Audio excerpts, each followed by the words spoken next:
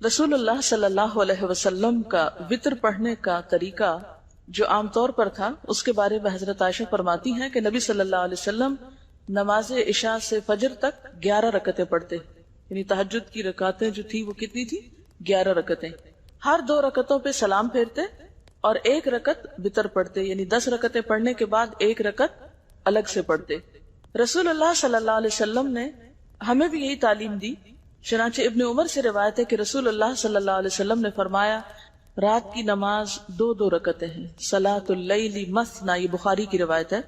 فاذا خفت الصبح فاوتر بواحدۃ، پھر جب تمہیں صبح ہونے کا خطرہ ہو تو 1 رکعت پڑھ لو، اور یہ تمہاری 1 رکعت نماز کو طاق بنا دے گی، یعنی وطر کر دے گی۔ رسول اللہ صلی اللہ علیہ وسلم نے فرمایا، اور یہ مسلم کی روایت ہے، کہ وطر آخر رات میں 1 رکعت ہے۔ بیسیکلی وطر عشاء کے ساتھ نہیں ہے، وطر عشاء کی نماز کا حصہ نہیں ہے، وطر رات کی آخری نماز ہے، یعنی تہجد کا حصہ ہے بنیادی طور پر۔ لیکن جو لوگ تہجد نہیں پڑھ سکتے یا نہیں پڑھتے تو وہ سہولت کی خاطر پھر رات ہی کو پڑھ لیتے ہیں عشاء کے ساتھ۔ رسول اللہ صلی اللہ علیہ وسلم نے فرمایا جب تم رات کو نوافل پڑھنا شروع کرو تو پہلے 2 ہلکی رکعتیں ادا کرو، اور اس میں آپ کیا کر سکتے ہیں، مثلا تحیۃ الوضو کے 2 نفل آپ ہلکے سے پڑھ لیں، ٹھیک ہے، وضو کر کے تہجد شروع کرنے سے پہلے ہلکی رکعتیں، یعنی جس میں چھوٹی کوئی صورتیں 2 پڑھ کے تو اسے آپ ختم کر لیں، اور نیت میں رکھیں کہ آپ یہ تحیۃ الوضو پڑھ رہے ہیں، اور اس کے بعد پھر آپ دوسرے نوافل بھی پڑھ سکتے ہیں۔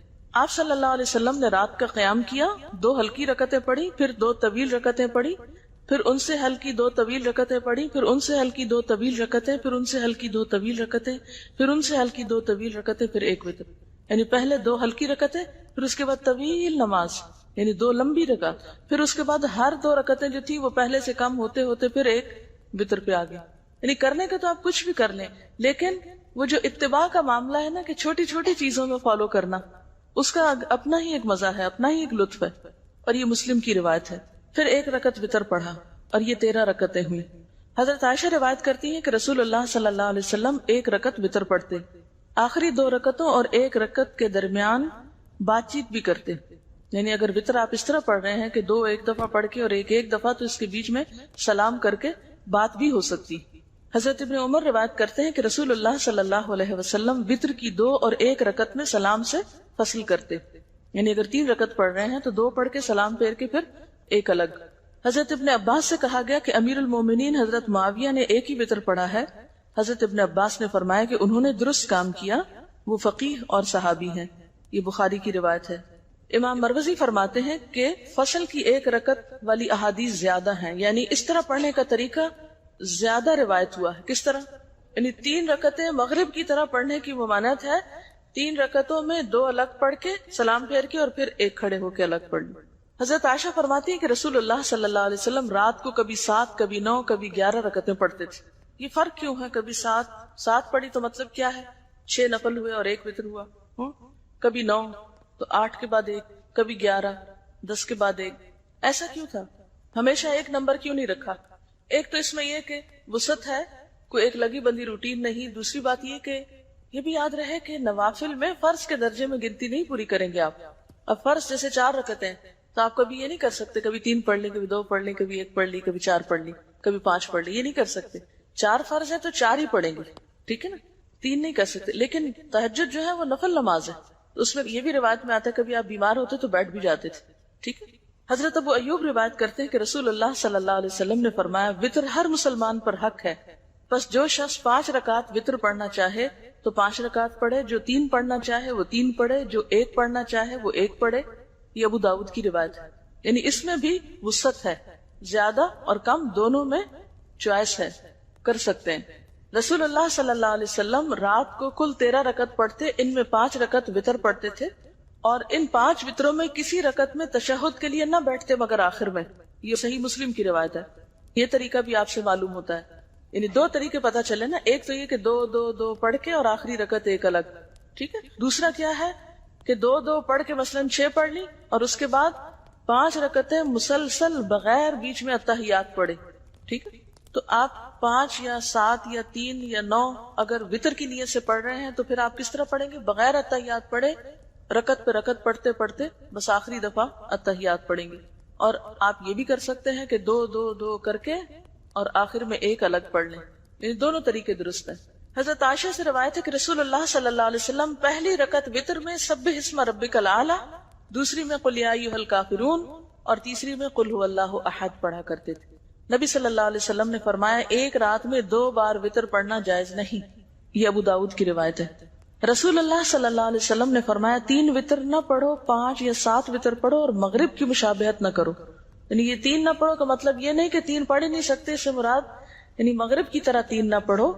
مغرب میں کیا ہوتا ہے 2 پڑھ کے اتحیات بیٹھ کے پھر بغیر سلام پھیرے ہم کھڑے ہو جاتے ہیں، پھر تیسرا ساتھ ہی پڑھ لیتے ہیں۔ تو اس میں یہ کہ اگر 3 آپ نے اکٹھی پڑھنی ہے تو بیچ کا اتحیات نہ پڑھے، تینوں اکٹھی پڑھ لیں، مراد یہ۔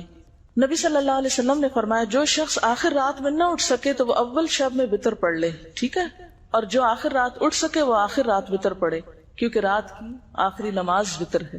نبی صلی اللہ علیہ وسلم نے فرمایا رات کو اپنی آخری نماز وتر کو بناؤ، یعنی اگر تہجد کی نیت ہے تو پھر وتر صبح پہ چھوڑ دو، لیکن اگر یہ شک ہے کہ پتہ نہیں آنکھ کھلے گی کہ نہیں تو پڑھ کے سو جاؤ۔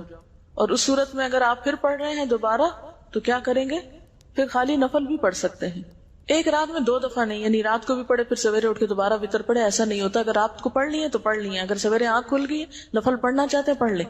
بعض لوگ اس میں یہ بھی سجیسٹ کرتے ہیں، جس کی میرے پاس ابھی دلیل کوئی نہیں ہے لیکن سنا ہے میں نے اسی طرح، کہ اگر آپ رات کو وتر پڑھ کے سو گئے تو صبح اٹھ کے پہلے 1 رکعت الگ پڑھ لیں، وہ کیا ہوگی رات کی نماز کو طاق کر دے گی، پھر 2 پڑھ لیں، پھر آخر میں 1 پڑھ لیں۔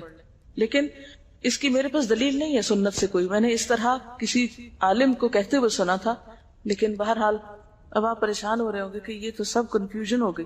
اسی کنفیوژن سے بچانے کے لیے تو ہمیں ایک آسان طریقہ بتا دیا گیا ہے جو ہماری درسی نصابی سب نماز کے طریقوں کی کتابوں میں لکھا ہوا ہے، 3 وتر پڑھنے کا طریقہ، اور ہم کھٹ سے پڑھ کے فارغ ہو جاتے ہیں، کوئی نہ پریشانی ہے نہ کچھ۔ میرا آپ سے سوال یہ ہے کہ یہ اتنی ورائٹی کیوں ہے؟ اب جیسے آپ صلی اللہ علیہ وسلم کی جو دعائے استفتاح تھی اس کی کئی ورژنز ملتے ہیں، ہم تو ایک ہی پڑھتے ہیں سبحانک اللہم و بحمدک تبارک اسمک، کیوں، کیا حکمت ہے؟ بنیادی بات یہ ہے کہ جب انسان صرف ایک لگے بندے گھسے پٹے طریقے سے ایک کام سالوں سال کرتا جاتا ہے تو اس کا نتیجہ کیا ہوتا ہے؟ مشین بن جاتا ہے، کوئی اس میں شعور نہیں باقی رہتا، کوئی اس میں سوچ سمجھ کا عمل دخل نہیں رہتا، بس آنکھیں بند کی بھی اٹھے ہوئے نماز پڑھ رہے، آنکھیں نہیں کھول رہے اول سے آخر تک، اور کچھ یاد نہیں کہ کیا پڑھا، وہی قل ھو اللہ پڑھی اور بس بات ختم۔ نماز جو ہے اللہ تعالیٰ سے ایک شعوری تعلق کا نام ہے، اور اس شعوری تعلق میں اگر آپ ایک دن ایک طریقہ کریں، دوسرے دن دوسرا، تیسرے دن تیسرا، تو اس سے کیا ہوگا فائدہ کہ ایک نیا پن باقی رہے گا، تمام سنتیں بھی زندہ رہیں گی۔ آپ دیکھیں کہ ایک تو یہ ہو سکتا تھا کہ ہمیں بس ایک ہی طریقہ بتا دیا جاتا اور پھر ہم ایک ہی کے ساتھ چپک کے رہ جاتے، اور اس کا نتیجہ عام طور پر کیا ہوتا ہے کہ نمازیں بے روح ہونے لگتی۔ اور ایک یہ ہے کہ جو کچھ آپ نے کیا وہ سب بتایا جائے جو واقعی صحیح احادیث کے ساتھ اوتھینٹک سورسز کے ساتھ موجود ہے، یعنی یہ سب چیزیں آپ جا کے بخاری، مسلم، ابو داؤد کی کتابوں میں، کتاب الصلاۃ میں خود بھی چیک کر سکتے ہیں۔ اگر آپ کی اسی کتاب ہے نا جو میں آپ کو بتا رہی ہوں آپ خود بھی پڑھ سکتے ہیں، ٹھیک ہے، کیونکہ عام طور پر جب اس طرح کی باتیں بتائی جاتی تو کوٹ کیا جاتا ہے فلاں کہتی ہیں، وہ سب کچھ میرے نام لگ جاتا ہے، حالانکہ یہ میں نہیں کہتی، یہ موجود ہے کتابوں کے اندر، یہ آپ نے کبھی پڑھا نہیں اس لیے پتہ ہی نہیں تو نیا لگتا ہے۔ تو یہ سب بتانے کا مقصد کیا ہے کہ اتنی نمازیں آپ پڑھتے تھے، ہر موقع کی نماز، جتنے بھی خاص کوئی اوکیزن آپ کہنے کو کہہ سکتے ہیں، تو ان میں پھر جب آپ نے قرات کے انداز مختلف اختیار کیے، جیسے تہجد کے بارے میں آتا ہے، کبھی سری قرات کی، کبھی جاہری کی، کبھی ایک ہی آیت ساری رات پڑھتے رہے، کبھی 2 رکعتوں میں سورۃ النساء سے لے کر المائدہ تک چلتے گئے، 7.5 پارے چلے گئے، یہ سب کچھ کس لیے؟ تاکہ نماز کے اندر ایک جان رہے۔ کیا یہ ایک حقیقت ہے، آپ اگری کریں گے کہ انسان روٹین کا عادی ہو کر ملل کا شکار ہو جاتا ہے، جس کو عام زبان میں بوریت کہتے ہیں، ہوتا ہے نا؟ اب مثال کے طور پر رکوع کے اذکار ہیں، پتہ شاید آپ کو بھی کہیں پڑھے ہی ہوں، لیکن میں نے جب ان کو ٹرائی کیا، یقین کریں نماز میں ایسا لطف آیا مجھے، کیونکہ ہمیشہ ہم پڑھتے سبحان ربی العظیم، سبحان ربی العظیم، سبحان ربی العظیم، بس ایک ہی چیز آتی ہے، زیادہ سے زیادہ ایک اور دعا ہم نے سیکھی ہوئی ہے، سبحانک اللہم ربنا و بحمدک اللہم اغفر، اس کے علاوہ میں تو نہیں کچھ اور پڑھتی تھی، کہیں ادھر ادھر پڑھا بھی تو اتنا دھیان نہیں دیا، لیکن جب سے مجھے یہ حقیقت سمجھ میں آئی کہ اگر بدل بدل کی چیزیں پڑھے تو نماز میں روح پیدا ہوتی ہے، تو میں نے کل ہی یہ ٹرائی کیا، سبوح قدوس رب الملائکۃ والروح، تو ایک عجیب لطف نماز میں محسوس ہوا۔ تو پہلی تو وہی تسبیح ہے جو سبحان ربی العظیم کی ہے، دوسری وہ جو ابھی میں نے آپ کو سنائی سبحانک اللہم ربنا وبحمدک اللہم اغفر لی، تیسری ہے سبوح قدوس رب الملائکۃ والروح، اور یہ مسند احمد میں بھی ہے، نسائی میں بھی، ابو داؤد میں بھی ہے، مسلم میں بھی، یعنی کتنی کتابوں نے اس کو روایت کیا ہے۔ پھر اسی طرح 6 حدیث کی کتابوں میں روایت ہوئی ہے یہ دعا رکوع کی، اللہم لک رکعت وبک آمنت ولک اسلمت خشع لک سمعی وبصری ومخی وعظمی وعصبی۔ اے اللہ میں نے تیرے لیے رکوع کیا، تجھ پر ایمان لایا، تیرے لیے اسلام لایا، جھکے ہوئے ہیں تیرے لیے میرے کان اور میری آنکھیں اور میرا دماغ اور میری ہڈیاں اور میرے اعصاب، سب کچھ تیرے آگے جھکا ہوا ہے۔ وہ جو 5 منٹ کا رکوع ہے اس میں اگر آپ یہ بار بار تسبیح کریں پھر آپ دیکھیں اپنی کیفیت کہ یا اللہ تیرے آگے جھکا ہوا، میری ہڈیاں بھی جھکی ہوئی ہیں، میرے اعصاب بھی جھکے ہوئے ہیں، میرا سر بھی جھکا ہوا ہے، میری تمام چیزیں تیرے آگے جھکی ہوئی ہیں، تو انشاءاللہ نمازوں میں انشاءاللہ یقینی خشوع پیدا ہوگا۔ پھر اسی طرح سبحانک وبحمدک لا الہ الا انت، ایک اور تسبیح یہ ہے سبحانک وبحمدک لا الہ الا انت۔ پھر اسی طرح سبحان ذی الجبروت والملکوت والکبریاء والعظمت، سبحان ذی الجبروت والملکوت والکبریاء والعظمت۔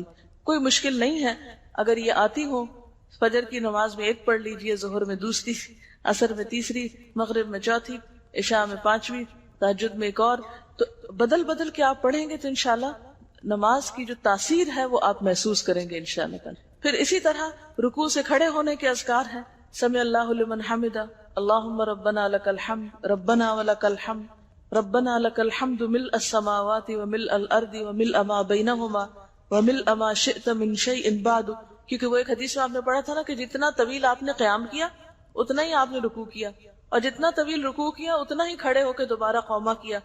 اب کھڑے ہو کر کتنی دفعہ آپ کہیں گے سمع اللہ لمن حمدہ سمع اللہ لمن حمدہ، اس سے تو بات نہیں بنے گی، لیکن جب آپ ذرا اور بہتر طریقے سے حمد و ثنا کریں گے، ربنا ولک الحمد ملء السماوات وملء الارض وملء ما بینہما من شیء بعد اہل الثناء والمجد احق ما قال العبد وکلنا لک عبد اللہم لا مانع لما آتیت ولا معطی لما منعت ولا راد لما قضیت ولا ينفع ذا الجد منک الجد۔ یہ مسلم میں، نسائی میں اور ابو داؤد میں روایت ہوئی۔ تو حدیث کے خزانوں میں یہ بہت سی چیزیں موجود ہیں، لیکن ہم تک نکل کر آئی نہیں، پھر ہم نے ان سنتوں کو زندہ نہیں کیا، ان کو پڑھا نہیں۔ تو ضرورت ہے کہ تھوڑی تھوڑی بھی کوشش انشاءاللہ آپ کرتے رہیں گے، اسپیشلی ینگ گرلز۔ اب جو چیزیں زندگی میں داخل ہو جائیں گی وہ اگلی زندگی میں سہولت کے ساتھ آپ کر پائیں گے۔ پھر اسی طرح دعائے قنوت کے 2-3 صیغے، پھر اسی طرح سجدے کی دعائیں، سجدے کی دعاؤں میں بھی اسی طرح یہ جو رکوع کے ہیں ان کے علاوہ اللہم انی اعوذ برضاک من سخطک وبمعافاتک من عقوبتک واعوذ بک منک لا احصی ثناء علیک انت کما اثنیت علی نفسک۔ تو یہ سب گر ہیں یا نسخے ہیں اللہ تعالیٰ سے تعلق اور محبت بڑھانے کے۔ پھر اسی طرح ہم جو اتحیات کے بعد جو دعائیں پڑھتے ہیں اس میں بھی رب جعلنی والی صرف ایک ہی یاد کرتے ہیں، اس میں بھی 2-3 صیغے جو ہیں وہ مسنون کتابوں سے ثابت ہیں۔ پھر اس کے بعد سلام پھیرنے کے بعد جو دعائیں ہیں، اور اسی طرح جو دعائیں استفتاح ہے جو ابھی میں ذکر کر رہی تھی کہ صرف یہی نہیں ہے جو ہم پڑھ لیتے ہیں سبحانک اللہم، بلکہ اس کے علاوہ اللہم باعث بینی، یہ بھی دیکھا گیا جن کو اللہم باعث بینی آتا بس وہ پھر اس پہ اٹک جاتے ہیں، اس سے آگے نہیں۔ اس میں وجہت وجہی للذی فطر السماوات والارض والی دعا بھی ہے۔ پھر اسی طرح بخشش کی دعا اور اللہم رب جبرائیل و میکائیل، یہ تہجد کی نماز میں استفتاح کی دعا۔ میں سوچتی ہوں کہ اگر پڑھتے نہیں بھی ہیں تو پتہ تو ہو کہ ایسے ہی دنیا سے چلے جائیں گے کہ اتنی بھی پہچان نہ ہو کہ اللہ کے رسول صلی اللہ علیہ وسلم نے کس کس انداز اور کس کس رنگ میں اپنے رب کو پکارا۔ کتنے بے خبر ہیں آپ اپنے محبوب سے، یعنی نبی صلی اللہ علیہ وسلم سے محبت کا دعویٰ ہمیں سب کو ہے لیکن ان کی پہچان نہیں۔ کیا کرتے تھے وہ؟ ساری گفتگو کا خلاصہ کیا ہے؟ نفل نمازوں میں سب سے افضل تہجد کی نماز ہے۔ فائدہ بتائیے؟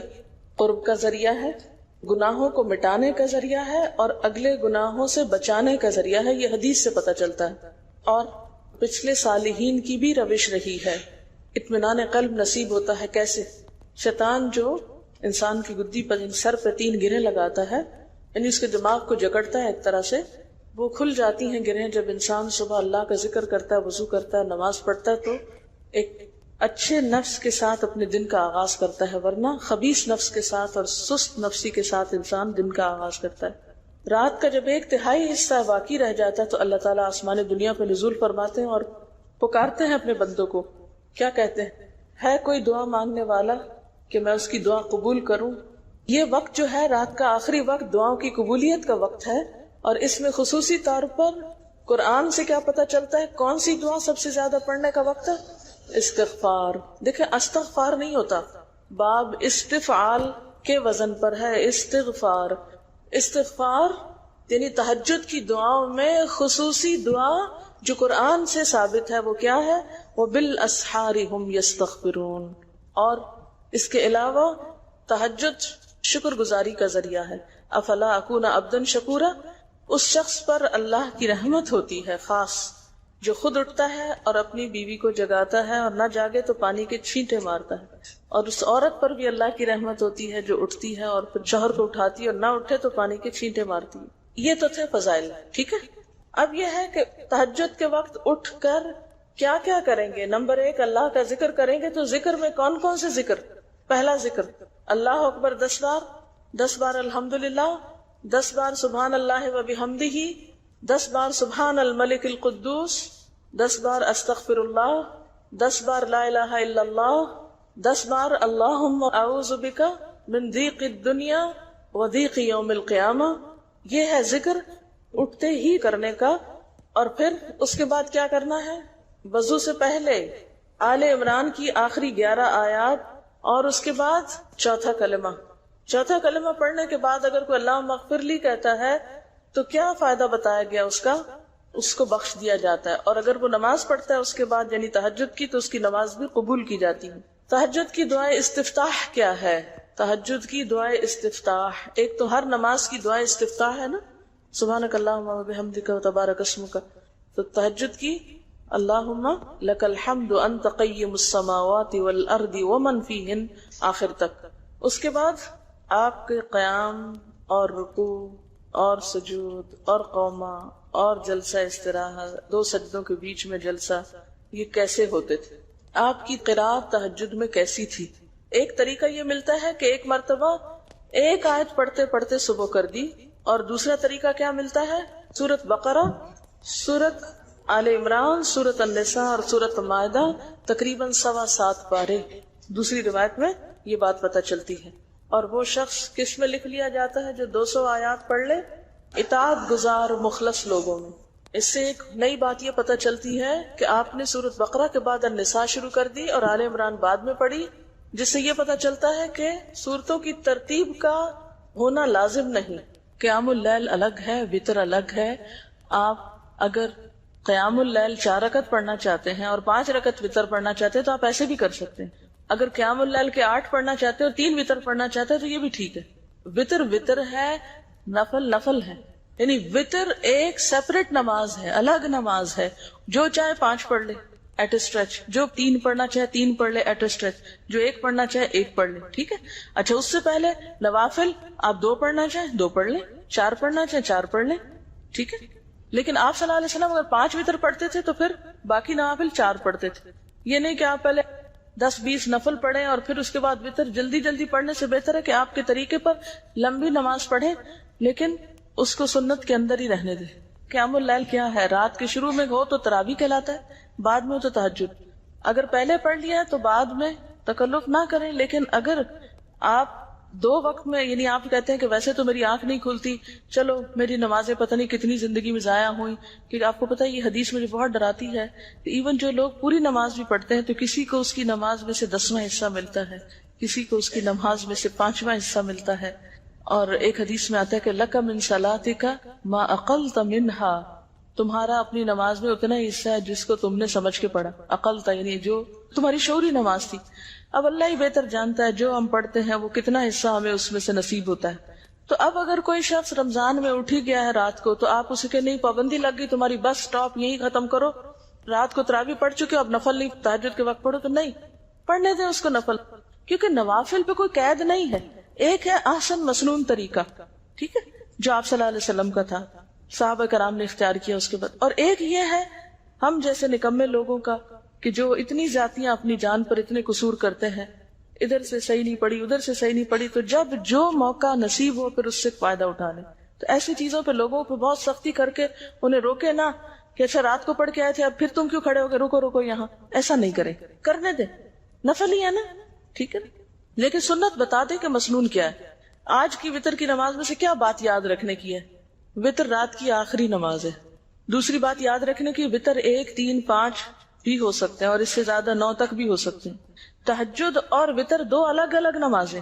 وتر نہ عشاء کی نماز کا حصہ نہ تہجد کی نماز کا حصہ، یہ رات کی آخری نماز ہے، چاہے تو عشاء کے بعد پڑھ لیں، چاہے تو تہجد کے بعد پڑھ لیں۔ سبحانک اللہم وبحمدک، نشہد ان لا الہ الا انت، نستغفرک ونتوب الیک۔ والسلام علیکم ورحمۃ اللہ وبرکاتہ۔